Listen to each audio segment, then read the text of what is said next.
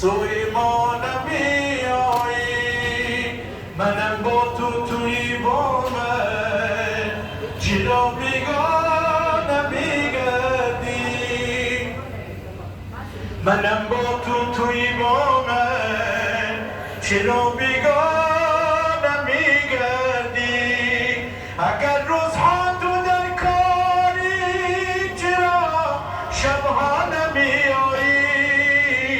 شبها نمیایی، شبها نمیایی. ای بنده تو سخت بی‌وفایی، کس که به سوی ما نیایی، گرددیم به جان زاره، زاری میکنی دویده آیی، آنگه که تو را شفا ببخشم، آسوده شوی دیگر نیایی، آسوده شوی دیگر نیایی. به دست خود شو بسپاره، به گوری تنگ و تاریکه، به دست خود شو بسپاره، به گوری تنگ و تاریکه. چرا در گوشه مسجد به دست و پا نمیایی؟ به دست و پا نمیایی، به دست و پا نمیایی. گور تاریک است برادر، دوشه آماده کن، تا توانی ورد خود کن سوره الملک را. هست و نگرم آیت قرآن به زبان است، ماهی رمضان است، ماهی رمضان است.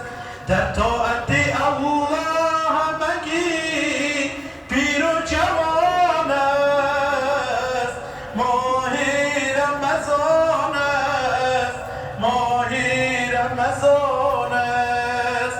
در ختم و تراویح برم ای بنده مسکین، دوری مکن از دین. در ختم و تراویح برم ای بنده مسکین، دوری نکن از دین. بر خالق خود سجده نما تا که توان است، ماهی رمضان است، ماهی رمضان است. سیپاره قرآن که در این ماه نزول شد، از بحر رسول شد، رسوی خداوند جهان کون و مکان است، ماهی رمضان است، ماهی رمضان است. الهی حاجت ما را روا کن، حبیبت را شفاعت خواه ما کن. کنون مردیم به سویت دست حاجت، الهی حاجت ما را روا کن. الهی چشم ما بیچارگان را به دیدار حبیبت آشنا کن. خودت فرموده ای یا رب به قرآنی عظیمت، منم نزدیکتت بنده دعا کن. هزاران درودم، هزاران سلام، زیبا بر جناب محمد علیه الصلاة و علیه السلام. اللهم نور قلوبنا بالقرآن وزين أخلاقنا بالقرآن ونجينا من النار بالقرآن وادخلنا في الجنة بالقرآن. پروردگار یا الله جل جلاله این محفل و مجلس ختم قرآن را به دربارت و در بار عالیت قبول دوستان و عزیزان، الله شاهد است که رو به قبله نشسته اید. امروز روزهایی را به یاد آورد که قاری سید محمد یاسر صادقی 20 سال قبل از امروز بسیار به سینم اگر خورد بودن. ما و شما اگر سحری میکردیم یاد میاد که مصحف قرآن به دستش دور میکرد و هر سپاره قرآن را تلاوت میکرد و ان شاء الله امروز درجشان خداوند کریم برزی و برای ما و شما نیک و مبارک بگردد. خداوند کریم برای ما و شما هم اولادای نیک صالح و نیک عمل نصیب بگرداند. پروردگار کریم الله کریم اولادای با شکن برای ما نصیب بگرداند. خداوند کریم اولادای ما رحم صالح کلام بگرداند.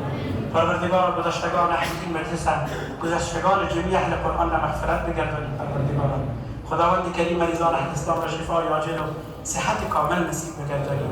قصداران اهل اسلام را از قصداری خلاص بگردانید. مسافرین اهل اسلام که در هر گوشه و اطراف کنار دنیا در غربت هستند خداوند کریم آنها را در پناه و حضمت خودت نگه بدارید. پروردگار یا الله جل جلاله اسرائیل و امریکا اگر یهود و نصارا را پروردگار به کلام وعده کرده یا الله که دشمن مسلمانان خدایا گلیمشان از روی زمین جمع بگردانید. آمین.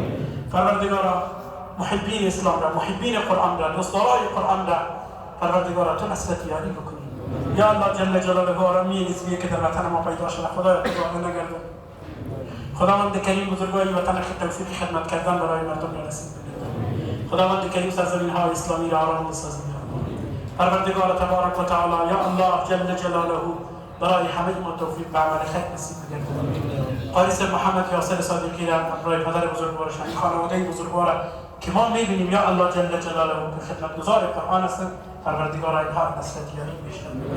خداوند کریم در این خانه تو حضور داریم یا الله الهی تلاوت ما را، دعای ما را، قرائت ما را خداوند را در بعدت قبول بکنی. الهی دستایی که دست رسول تو بلند است خدای دستای رشد و عاجزی است یا الله دستای ما را خالی و سوی زمین باز نگردانی. کسایی که طلب دعا کردن چند شب قبل به من دوستا تماس گرفتن یا الله جل جلاله آرزو داشتن در این محفل اشتراک کردیم پروردگارا الهی هر مشکلی دارن مشکلشان را هر حاجت خیر شرعی دارن پروردگارا حاجت های خیر شرعی جميع اهل اسلام را و اهالی منطقه را پروردگارا برای خیر بگردان. ربنا آتنا فی الدنیا حسنه وفي الآخرة حسنه وقنا عذاب النار. خداوند کریم خاتمه ما شما را به کلمه توحید بگردانند. اللهم بقول من قبل ذکرک لا اله الا الله